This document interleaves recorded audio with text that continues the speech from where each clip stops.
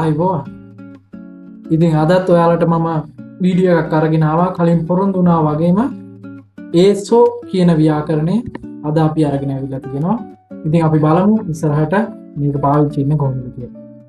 මේකත් ස්ථානයක් සම්බන්ධව තමයි අපි පාවිච්චි කරන්නේ.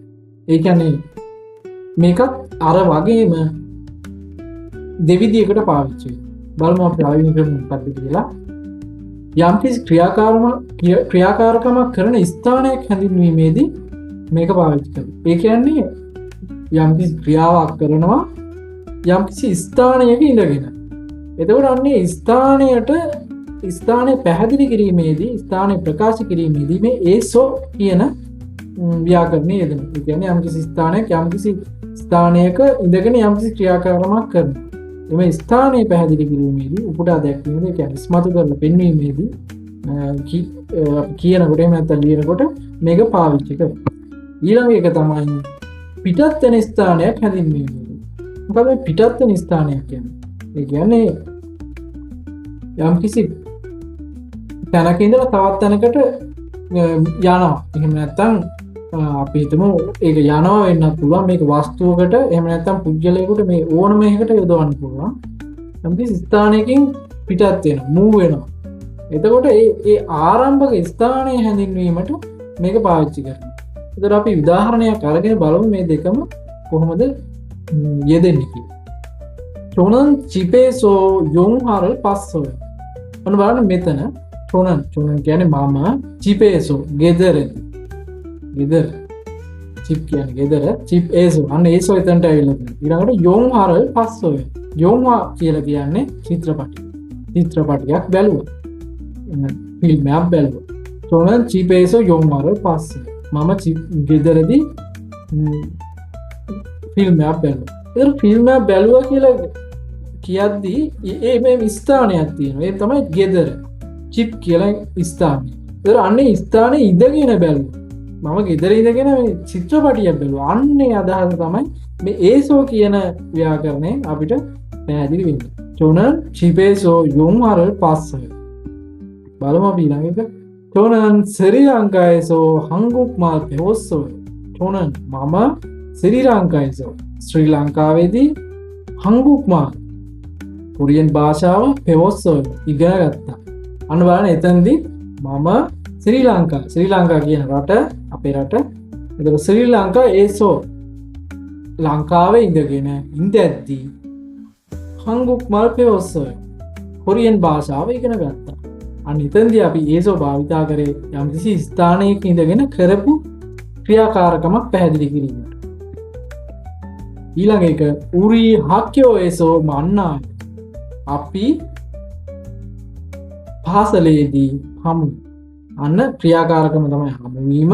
ස්ථානය තමයි හක්යෝ. හක්යෝ කියලා කියන්නේ පාසල. ඒතකොට හක්යෝ ඒසෝ පාසලේදී පාසලේ ඉඳගෙන හමු වෙනවා. ඊළඟ එක චිංගුගා උන්දොන් ජංගේසෝ උන්දොන් වල හගෝ ඉස්සෙමිදා. දැන් මේකේ තියෙන ව්‍යාකරණ කීපයක් තියෙනවා. ඒක එච්චර හිතන්න යන්න එපා. මම කියන අදහස විතරක් ගන්න. චිංගුගා යාළුවා උන්දොන් ජංගේසෝ. උන්දොන් ජං කියන්නේ ක්‍රීඩා පිටිය. උන්දොන් ජං ඒසෝ ක්‍රීඩා පිටියේ උන්දොන් වල හගෝ ඉස්සෙමිදා. ඒ කියන්නේ ක්‍රීඩා කරමින් ඉන්නවා. උන්දොන් කියන ක්‍රීඩා උන්දොන් හගෝ කරන ගමන් ඉන්නවා. හගෝ ඉස්සමිදා.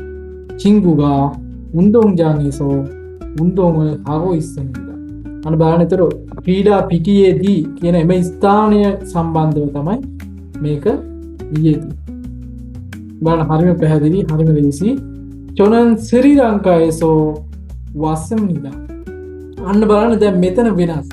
එතන ක්‍රියාකාරකමක් වුණාට එතන යම්කිසි ස්ථානයක ඉඳලා පිටත් වුණා කියන අදහසින් තමයි මේ වස්සමිදා. ඒ කියන්නේ ආවා.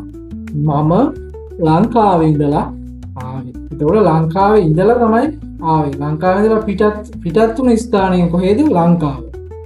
මේ එතකොට මේක කියන්නේ චුල්බල් ජන්සෝ. චොනන් ශ්‍රී ලංකායේසෝ වස්සමිදා. ඊළඟ එක චිපේසෝ හක්යෝ කාචි කොරෝසෝ බලන්න එක එතකොට පැහැදිලි නේද? චිපේසෝ ගෙදර ඉඳලා පිටත් වුණු ස්ථානය කොහෙද? ගෙදර. ඊළඟට හක්කයෝ කාචි පාසල දක්වා කොරෝසෝ කයින්ය. ඊළඟ එක ගත්තොත් හංගුගේසෝ ශ්‍රී ලංකා කාච්චි උල්මනා කොල්ලෝ. අන්න ඒ වගේ ප්‍රශ්නයක් අහනකොට මේක පාවිච්චි කරන්න පුළුවන්. ඒක කරපු ක්‍රියාකාරකමක් නෙමෙයි. හැබැයි මේ වගේ දෙයක් අහනකොටත් ඒක පිටත් වෙන ස්ථානයනේ අපිට වැදගත් වෙන්නේ. හංගුගේසෝ ශ්‍රී ලංකාවේ කොරියාවේ ඉඳලා ලංකාවට උල්මනා කොල්ලෝ. වෙලා උච්චර ගත වෙනවා. උච්චර කාලයක් ගත වෙනවා. එහෙම නැත්නම් අපි කියන පිහෙන්ගිර උල්මනා කොල්ලෝ. ෆ්ලයිට් එකේ කොච්චර වෙලාවක් ගත වෙනවා. ඊළඟට මම හිතනවා මේ ටික පැහැදිලි ඇති කියලා. පැහැදිලි නැත්නම් කමෙන්ට් එකක් දාන්න, මම කව ටිකක් පැහැදිලි කරලා වීඩියෝ එකක් ගේන්න සම්පූර්ණ ඒ සහ ඒසෝ කියන ව්‍යාකරණ සම්බන්ධව. ප්‍රශ්නයක් තියෙනවා නම් අඩුපාඩු තියෙනවා නම් ඒවත් කමෙන්ට් එකක් දාන්න. හැදෙන්න අඩුපාඩු තියෙනවා නම් හැමදේම දන්නේ නැහැ. ඒ වුණාට මම ඉගෙන ගත්ත දේ ඉන්දියක් කරන්න. ඒ නිසා ඔයාලට මේකෙන් අඩුපාඩුවක් මොනවා හරි පේන්න තියෙනවා නම් ඒකත් කමෙන්ට් එකක් දාන්න. හොඳ දෙයක් තියෙනවා නම් ඒකත් කමෙන්ට් එකක් දාන්න. ඒ සියලු දේ බාර ගන්නවා. ඊළඟට මම ගෙනල්ලා තියෙනවා මෙතන වචන කීපයක්. මේ වචන ටික ඔයාලා හොඳට ප්‍රැක්ටිස් කරන්න. එතකොට ඔයාලට තව ටිකක් දැනුම වැඩි කරගන්න පුළුවන්. මොකද වචන දැනගෙන ඉන්න එක තමයි ගොඩාක්ම වැදගත් සහ ව්‍යාකරණ දැනගෙන ඉන්න එක තමයි කොරියන් භාෂාව කතා කිරීම සහ විභාග හැම දෙයකම වැදගත් වෙන්නේ. ඉතින් හක්කයෝ පළවෙනි හක්කයෝ පාසල ක්‍යොසිල් කියන්නේ පන්ති කාමරය. කොසිල් කියලා කියන්නේ විසිටකම්. අප්සාල කියලා කියන්නේ ඊළඟට පුවක් කියලා කියන්නේ කුස්සිය. පජංසිල් වැසිකිළිය. චුචාජාන් කියලා කියන්නේ පාකින් එක. කෙදාන් පඩිපෙළ. ඊළඟට එලිවේටර් කියලා කියන්නේ ලිෆ්ට් එක. විදුලි සෝපාන. එස්කොලේටර් කියලා කියන්නේ විදුලි පඩිපෙළ. ඊළඟට ඊචන් කියලා කියන්නේ දෙවෙනි මහල, දෙවෙනි තට්ටුව. මේක ඊචන්, සම්චන්, සාචන්, ඕචන් මෙහෙම අපිට ඕන විදිහට කියන්න පුළුවන් කීවෙනි තට්ටුවද කියන එක මේකෙන් කියන්නේ. උචේගු තැපැල් කාර්යාලය, හොන්වොන් උද්‍යානය, තොසෝගාන් පුස්තකාලය.